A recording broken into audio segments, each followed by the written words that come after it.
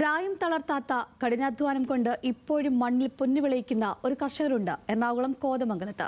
വിഷുവിപണി ലക്ഷ്യമിട്ട് വാരപ്പെട്ടി സ്വദേശി മെഹ്റൂബ് ഇറക്കിയ കൃഷി 100 മേനിയാണ് കൊയ്തത്. ഇന്ന് വിളവെടുപ്പിന്റെ തിരക്കിലാണ് മെഹ്റൂബ്.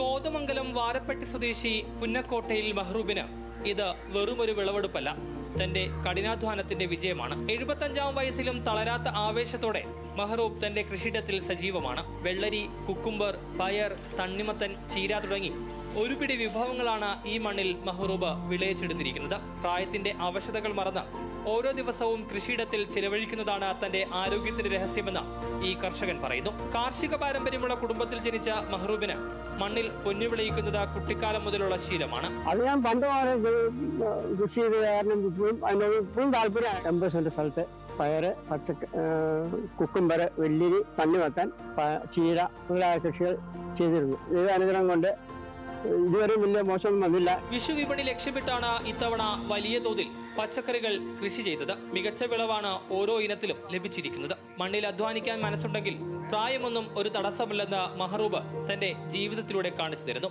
അന്യസംസ്ഥാനങ്ങളിൽ നിന്ന് വരുന്ന വിഷമയമായ പച്ചക്കറികൾക്ക് പകരം സ്വന്തം നാട്ടിലെ ഈ ശുദ്ധമായ വിഭവങ്ങൾ വിഷുക്കണിയിൽ ഇടം പിടിക്കുന്നതിന്റെ ആവേശത്തിലാണ് പ്രദേശവാസികൾ. ന്യൂസ് മലയാളം, കൊച്ചി.